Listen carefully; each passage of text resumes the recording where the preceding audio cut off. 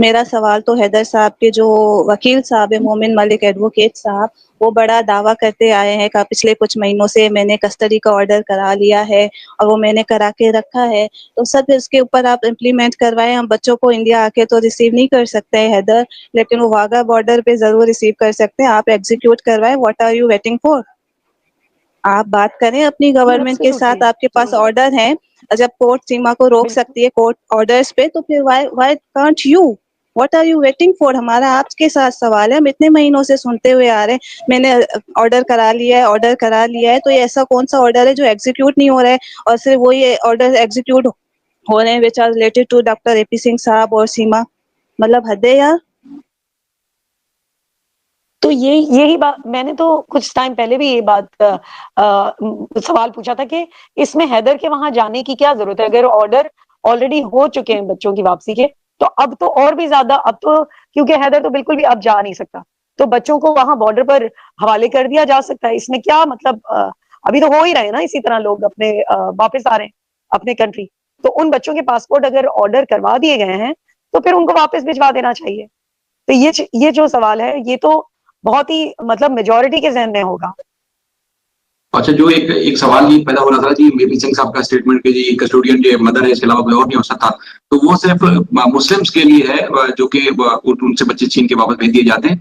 ये फार्मूला सिर्फ और सिर्फ सीमा के ऊपर अप्लाई हो रहा है, क्योंकि उसको इन्होंने नाम नेहाद तौर पर कन्वर्ट करा लिया, इसलिए उसके ऊपर फार्मूला, यानी कि आप हिंदू हो जाए उसके बाद फिर आपके लिए ना कोई कानून है, ना कोई संविधान है, ना कोई अखलाकियात है, ना कोई पॉलिसी होगी, कुछ इम्प्लीमेंटेशन नहीं होगी उसके ऊपर।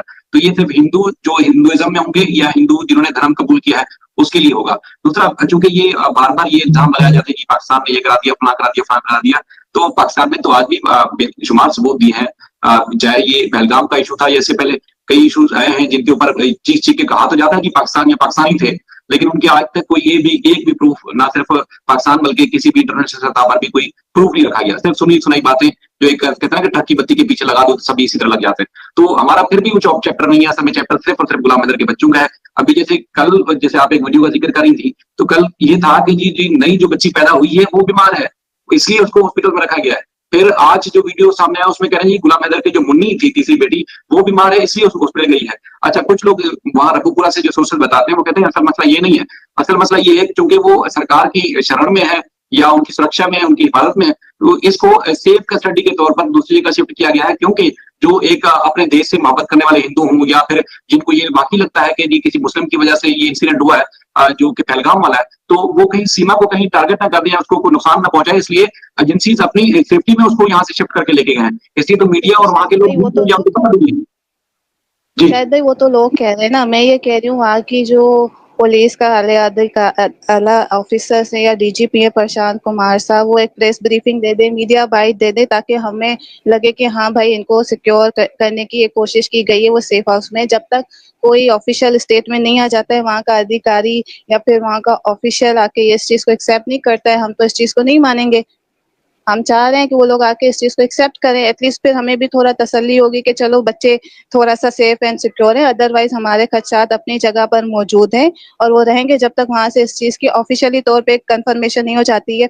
बहुत सारे लोगों ने इस न्यूज को भी चलाया कि सीमा डिपोर्ट कर दी गई या फिर कल कर दी जाएगी। जब हम लिस्ट चेक करते हैं जो कि टाइम टू टाइम अपडेट हो रही है कि ना तो जो आ चुके हैं उनमें उसका नाम है, या कल परसों जो जिनका मुतवक्का है कि वो लोग आ सकते हैं उसमें भी इसका नाम नहीं है, तो फिर अफवाहों पे भी लोग कान ना धरें जब तक ऑफिशियली तौर पे कंफर्मेशन नहीं आ जाती है। हाँ, इसका केस थोड़ा मुख्तलिफ अलग है क्योंकि वहाँ पे एफआईआर थी और बाकी मामला भी थे, तो इसकी तो हैंड ओवर होगी, और हैंड ओवरिंग अभी जो हालात हैं उसमें हमें मुश्किल नजर आती है। तो इस चीज को we need to be realistic and we need to accept this कि इसको ऐसे ही रातों रात डिपोर्ट कर दिया जाएगा या कर दिया गया, तो ऐसा कुछ भी नहीं है। हम कैटेगरी तौर पे ऐसी अफवाहों को रिजेक्ट करते हैं।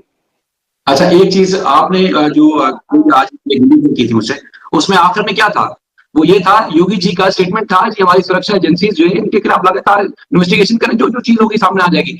तो अधिक उनकी जो सुरक्षा एजेंसीज हैं वो इतनी ठल्लू बेकार नाकारा है कि 2 साल से सिर्फ सीमा हैदर के खिलाफ इन्वेस्टिगेशन नहीं कर सकी।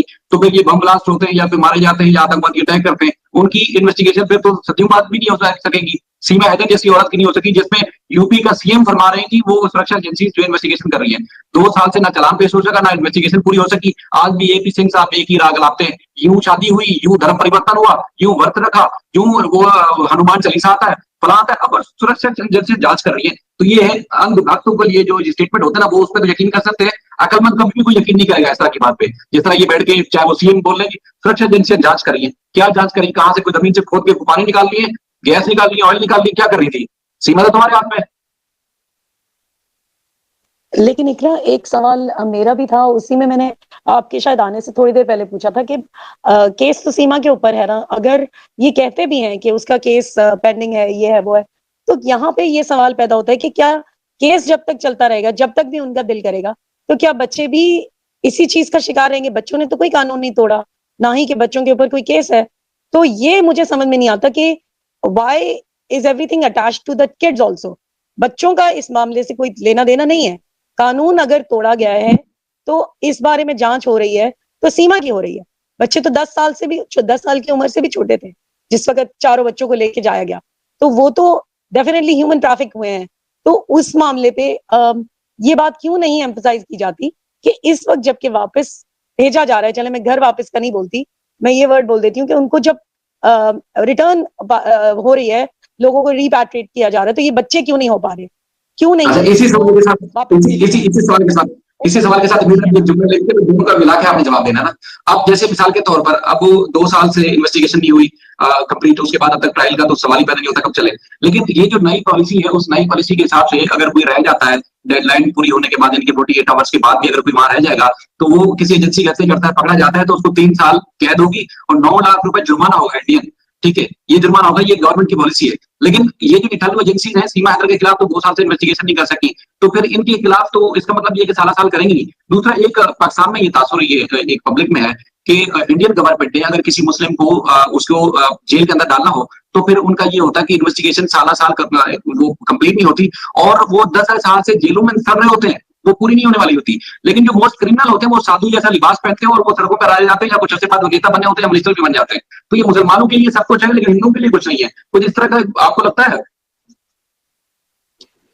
शायद भाई कुछ कह नहीं सकते, लेकिन अगर आप इस सीमा केस को आप रीड करें तो उसमें जिस एफआईआर में सीमा नॉमिनेटेड है, उसी में 2 इंडियन नेशनल जिसको नाम बताया जाता है सचिन मीना है और नितरपाल मीना है, वो नॉमिनेटेड हैं।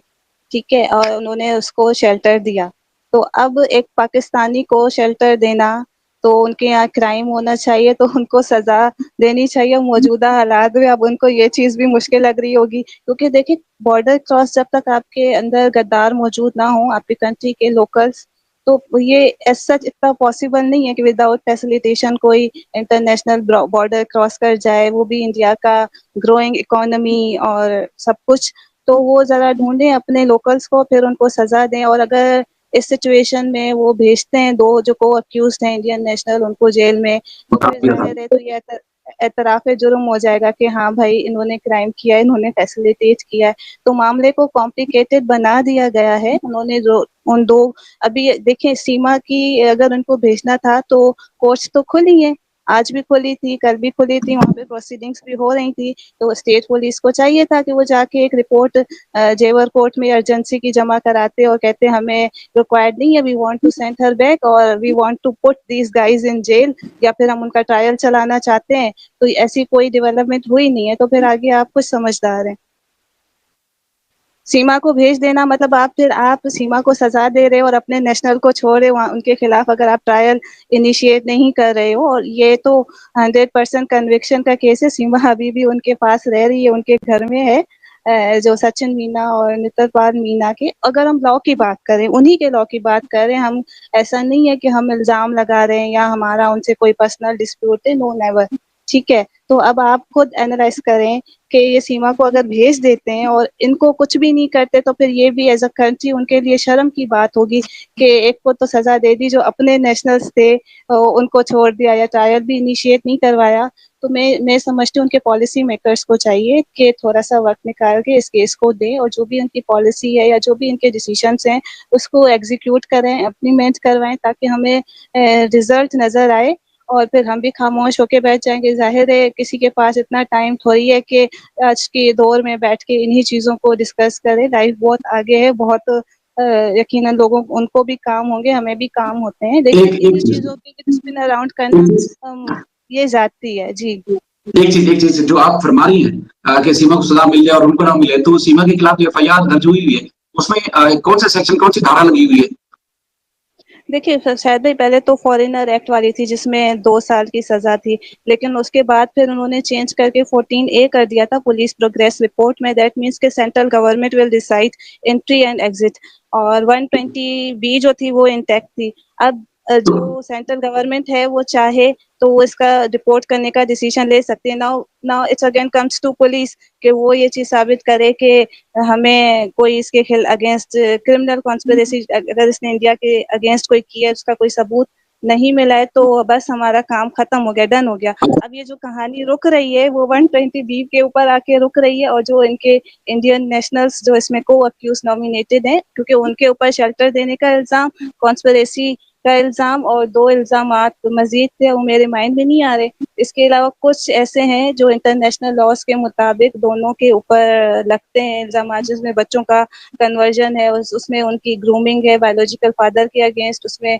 जो उनका कंट्री ऑफ ओरिजिन है उसके अगेंस्ट, और जो इनका रिलीजन है उसके अगेंस्ट, तो मल्टीपल एलिगेशंस उनके ऊपर और भी हैं जो को अक्यूज्ड हैं। क्योंकि मदर के ऊपर तो हैं ही, लेकिन जो उस चीज़ों को शेल्टर देते हैं या ग्लोरीफाई करते हैं, तो ज़ाहिर है वो भी को अक्यूज्ड ही होंगे।